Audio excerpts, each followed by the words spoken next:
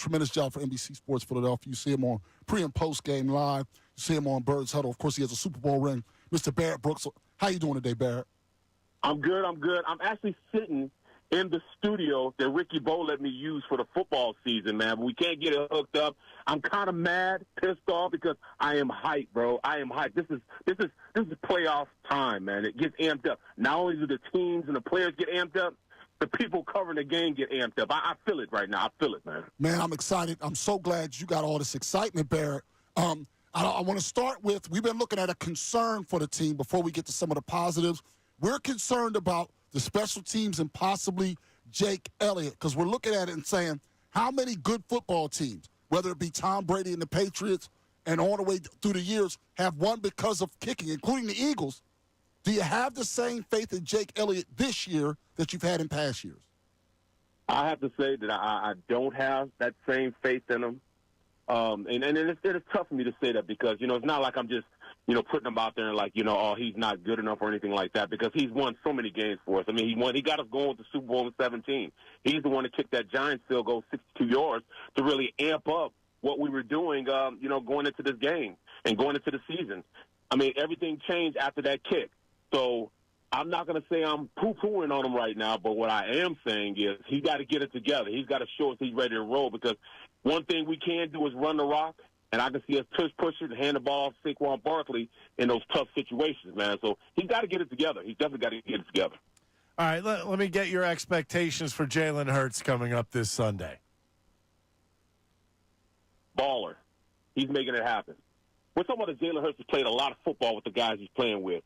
A.J. and Smitty know him better than anybody. Those guys will be fine. Goddard will be fine. Even though he came back, he gave us a little sauce on this last game, even though he had our twos going against their ones. But he still looked good. We are ready to rock and roll. One thing about this team, the offensive line and the defensive line in the trenches are built well. So because of that, we'll be just fine. And just the way we go out there and handle that defense, I think we'll be good against them, because Jalen Hurts will be protected.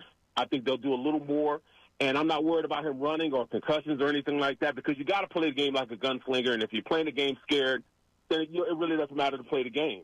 You got to go out there wanting to win, and I think he'll go out there with that type of mentality. Barrett, we've been talking about how when we watched the national media, because you were around in training camp, you were telling us about how good Quinyon Mitchell was before we got a chance to see him. You're involved. National media, they start talking about head coaches.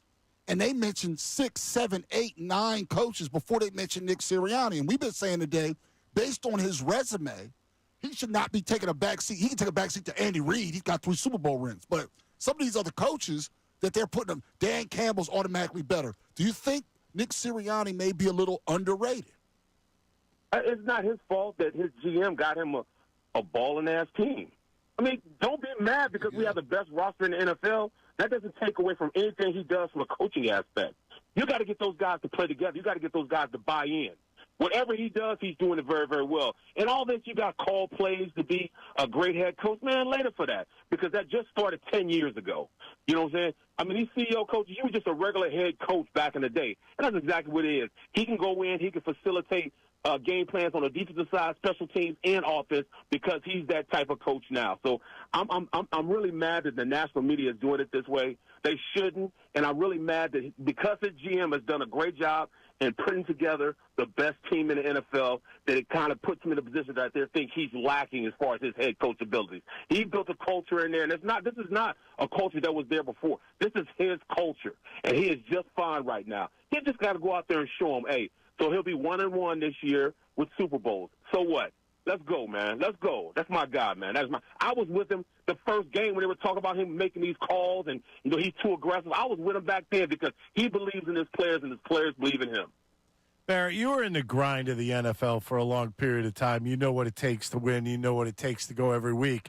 How important was this week off for a bunch of these starters going into the playoffs this Sunday? Man, you'll never be as good as you were the first game. You will never be that healthy. But what he did, he took guys like Lane Johnson. Lane Johnson's been playing the game for over a decade. You can't expect him to go out there and play every game. Even though he's the man of steel, he went out there and ripped, 2 muscles ripped in his body, still playing the Super Bowl. He's a machine. He's half cyborg. But still, you can't expect him to go out there and play. You want to give him this week's of rest. You gave him an opportunity to sit there and get hype off the 2s and 3s out there playing and beating up on a Giants team with playing their starters. I mean, this is what this team needed. Gave a little emphasis as far as, all right, we're getting ready for the playoffs. It's about to be playoff time. We got to ramp it up a little more. And if you got older players, like I said, like even Jordan Mailata needed a little rest, even if he wanted to do it. Saquon Barkley needed the rest. We know AJ needed the rest. And even the Slim Reaper, even Smitty needed a little rest going into this game so to be ready to go, full speed going into this playoff. Barrett, we're speaking with Barrett Brooks. He does a tremendous job for NBC Sports Philadelphia. Also has a Super Bowl ring, so knows what it's like this time of year. There's a lot of young players on the defense, Barrett. What do you think that Vic Fangio is going to do this week to remind them or to keep them, from getting too excited? Because I can only imagine what that adrenaline they're going to feel right before kickoff at 4:25 on Sunday. It's not Vic Fangio. Vic Fangio wants that. He wants that excitement. He wants those guys. He's not going to rein them in. It's going to take the older players. The older players getting it to him. The BG's on the team. The Lane Johnson's on the team. Tell them we got to slow down a little bit. The AJ's on the team. They've got to set the course. Be like, look, guys, we're going to go out there. We're going to ball, but don't give it all. I remember in the Super Bowl, I went out there for, the first, just to warm up before the game, and I was totally exhausted by the end of the workout. I didn't know if I was going to be able to play the rest of the game. That's how excited I was and how amped up I was. It wasn't until I went back and talked to guys like Herman, not Herman, but talking to older guys on the field, they'd be like, "Hey, we got to calm down a little bit." I mean, even our quarterback was the same way. He was hyped up. Roethlisberger then was hyped up. But I'd say, "Look, guys, we got to slow it down a little bit. We got to reserve ourselves. Don't get too hyped that you're so tired you can't play in the game." And these guys are going to be the same way.